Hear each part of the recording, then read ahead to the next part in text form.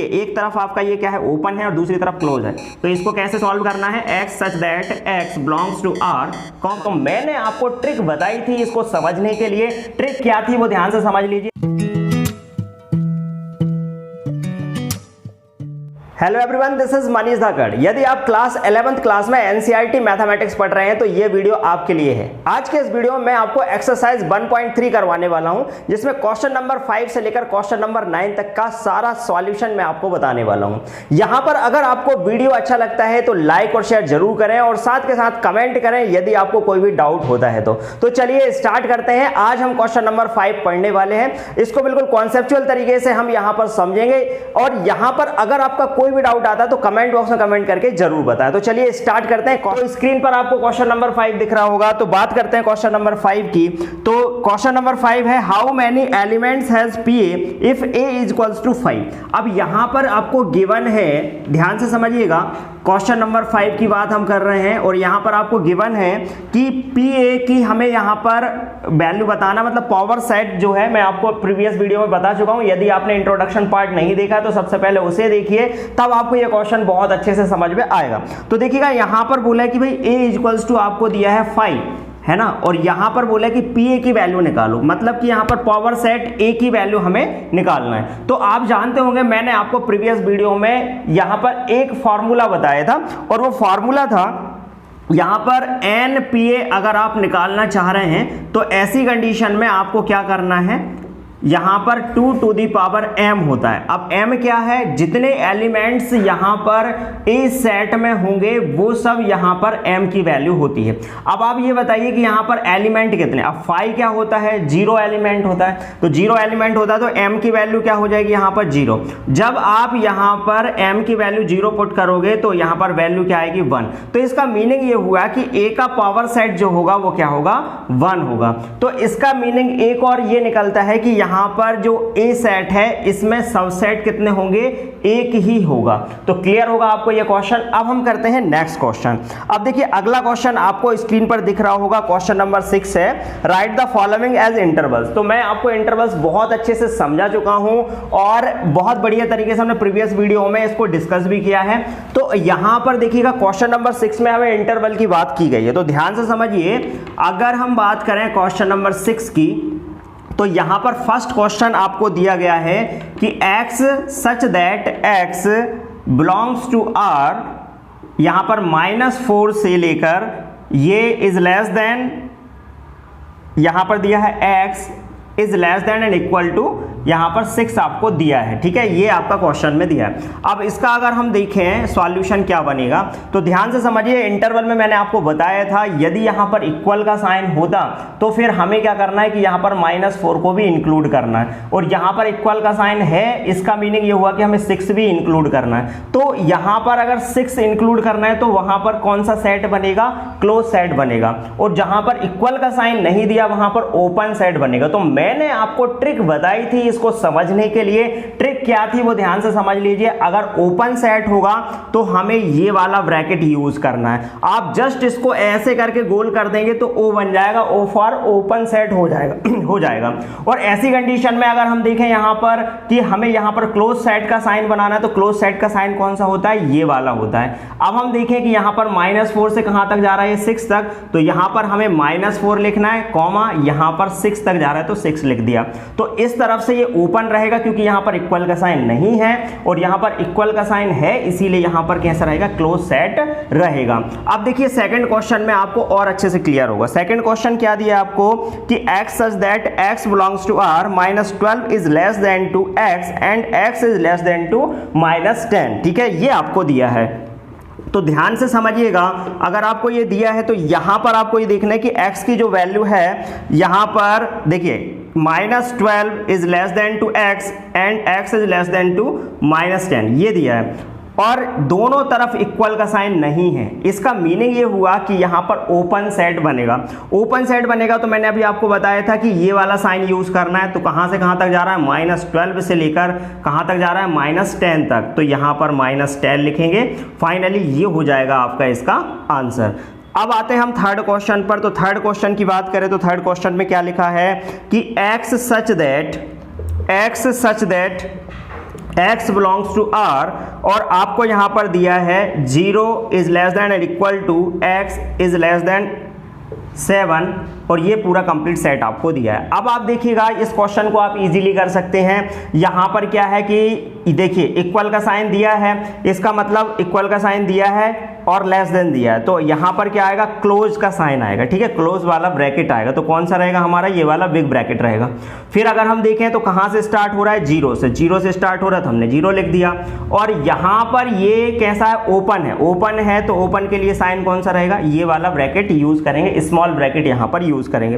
तो आपको यहां पर समझ में आ गया होगा, ये होगा इसका सॉल्यूशन क्वेश्चन नंबर 3 का। अब हम आते हैं क्वेश्चन नंबर 4 पे। अब क्वेश्चन नंबर 4 आप करिए और कमेंट में बताइए मुझे कि इसका सॉल्यूशन क्या होगा। तो चलिए आगे बढ़ते हैं। इसी में अगर हम आगे देखें क्वेश्चन नंबर 4, ये नोट कर लेना, आप इसके नोट्स बनाते जाइए ताकि आगे आप जब एग्जाम देने जा रहे हो उस टाइम पे ये आपके लिए बहुत ज़्यादा काम आएंगे। अब हम चलते हैं क्वेश्चन नंबर 4 की ओर। क्वेश्चन नंबर 4 आपको दिया है कि x such that x belongs to r और यहाँ पर ये दिया है 3 is less than and equal to x is less than and equal to 4। ये आपका क्वेश्चन नंबर 4 है।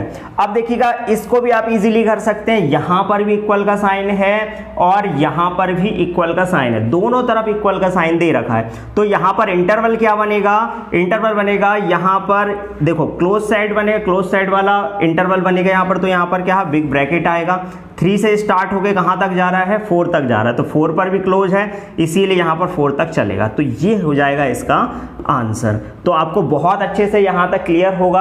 अब हम चलते हैं नेक्स्ट क्वेश्चन की। क्वेश्चन नंबर 7 स्टार्ट करते हैं। तो देखिएगा यहां पर क्वेश्चन नंबर 7 क्या है, write the following intervals in set builder form. अब हमें सेट बिल्डर फॉर्म में इनको कन्वर्ट करना और अभी आपको इंटरवल्स दिए। अब मैं आपको बता चुका हूं कि अगर स्मॉल ब्रैकेट लगा हो तो आप समझ जाया करो कि यहां पर ये ओपन सेट है, ठीक है।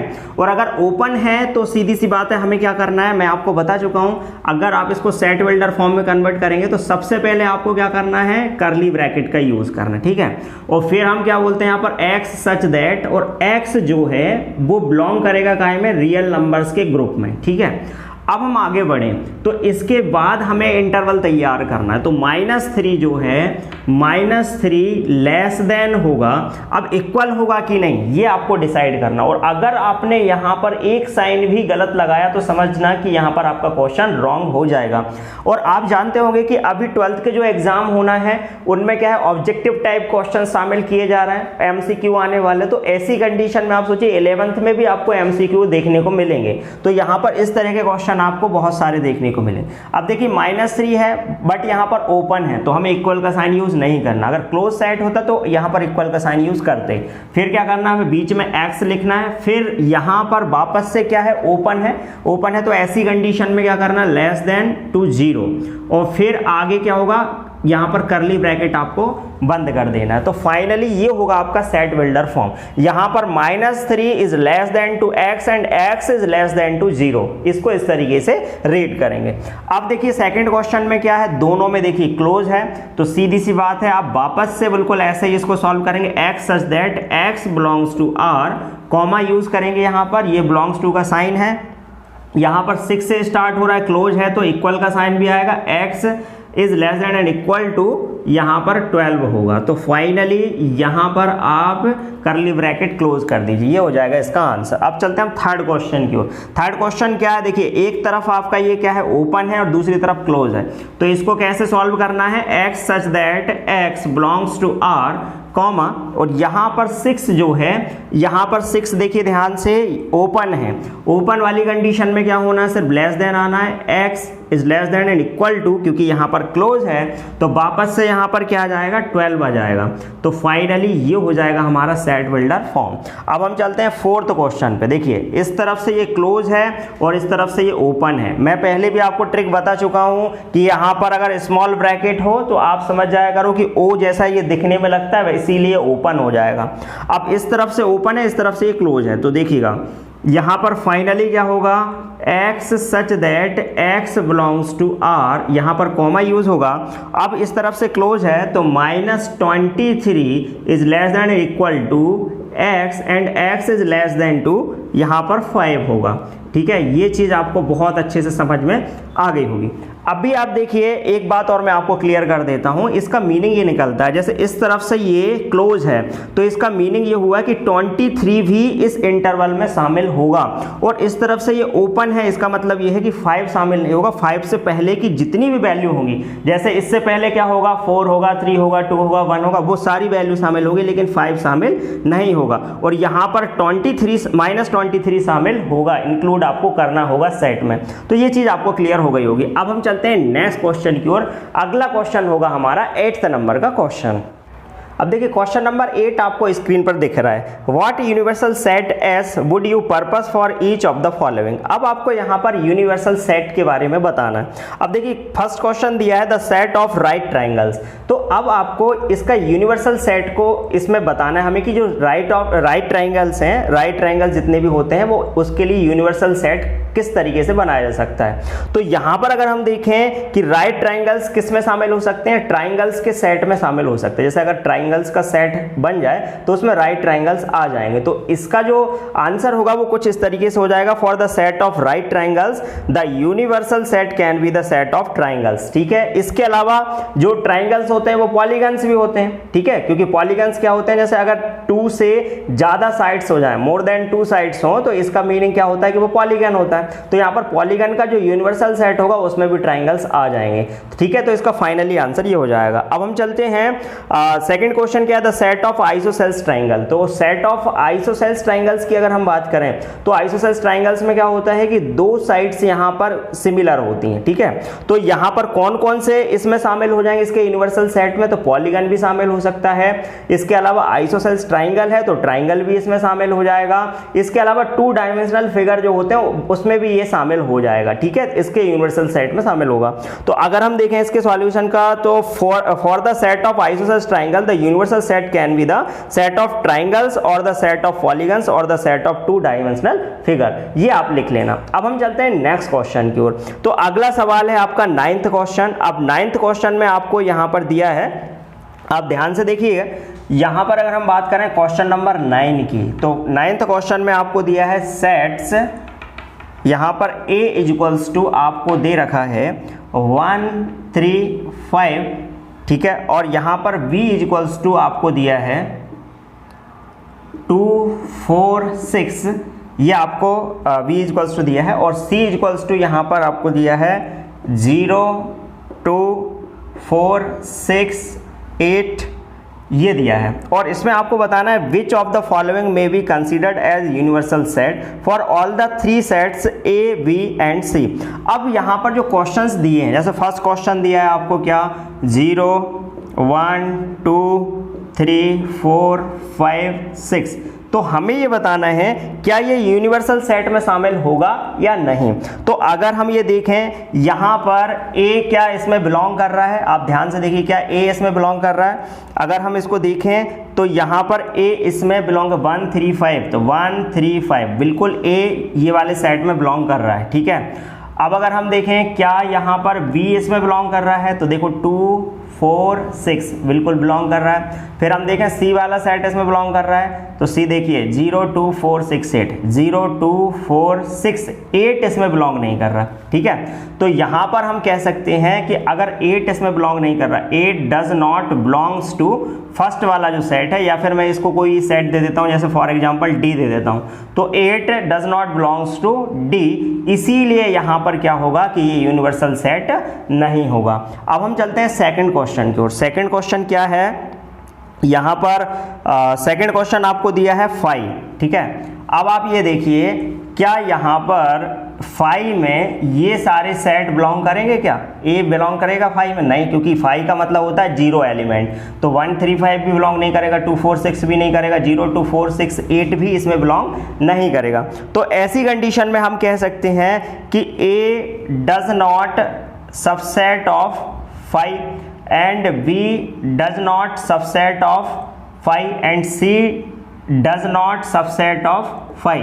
तो हम बोल सकते हैं कि यहाँ पर ये एक यूनिवर्सल सेट नहीं होगा। फाइन। अब हम चलते हैं थर्ड क्वेश्चन की ओर। अब थर्ड क्वेश्चन क्या है हमारा?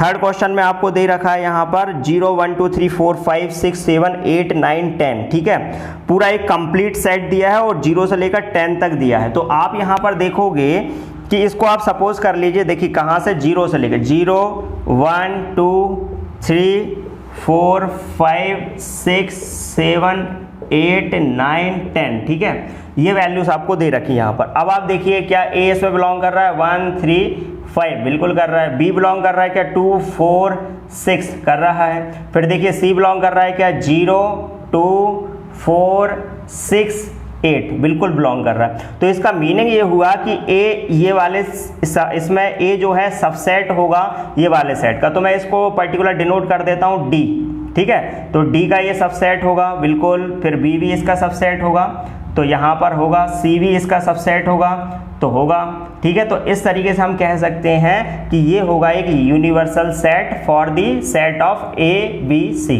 क्लियर है सभी को? अब हम चलते हैं नेक्स्ट क्वेश्चन की ओर। तो अगला क्वेश्चन है हमारा फोर्थ क्वेश्चन। इसमें फोर्थ क्वेश्चन में क्या दिया आपको? 1 2 3 4 5 6 7 8, ठीक है, 8 तक इसमें एलिमेंट्स दिए हैं। तो हम यहाँ पर क्या देख रहे हैं कि सी वाला जो है इसमें आपको 0 एलिमेंट यहाँ पर दिया है, एक एलिमेंट यहाँ पर इसका 0 दिया है। तो ऐसी कंडीशन में हम कह सकते हैं कि अगर एक एलिमेंट 0 दिया है तो फोर्थ वाले क्वेश्चन में आप जब इसका सेट देखोगे तो उसमें 0 नहीं है। 1 2 3 4 5 6 7 8 तक एलिमेंट हैं, ठीक है, और 0 नहीं है। तो ऐसी कंडीशन में हम कह सकते हैं कि 0 डज नॉट बिलोंग्स टू, यहाँ पर मैं इसको डी दे रहा हूँ name, does not belongs to D. और हम ऐसा भी कह सकते हैं कि C is not subset of D, इसीलिए यहां पर ये यूनिवर्सल सेट नहीं होगा ए बी सी के लिए। तो क्लियर होगा आप सभी को यहां तक बहुत अच्छे से। अब हम चलते हैं नेक्स्ट क्वेश्चन की ओर, और यहां पर 9th नंबर का आपका लास्ट क्वेश्चन था, तो ये कंप्लीट हो गया आपका 9th नंबर का क्वेश्चन। अब इसके बाद हम नेक्स्ट एक्सरसाइज करेंगे नेक्स्ट डे। बट यहां पर अगर आपका कोई भी डाउट आ रहा है तो आप मुझसे पूछ सकते हैं और कमेंट जरूर करिए। और व्हाट्सएप नंबर मैंने आपको दे रखा है, वहां पर भी आप मुझे मैसेज कर सकते हैं। जो मेरा व्हाट्सएप का ग्रुप है उसमें मैं आपको जोड़ लूंगा, और आपके बेसिकली जो भी डाउट है इंडिविजुअल में आप मुझसे कॉल पर भी बात कर सकते हैं अगर आपके कोई भी डाउट आते हैं। तो आज के लिए इतना ही, मिलते हैं फिर नेक्स्ट डे।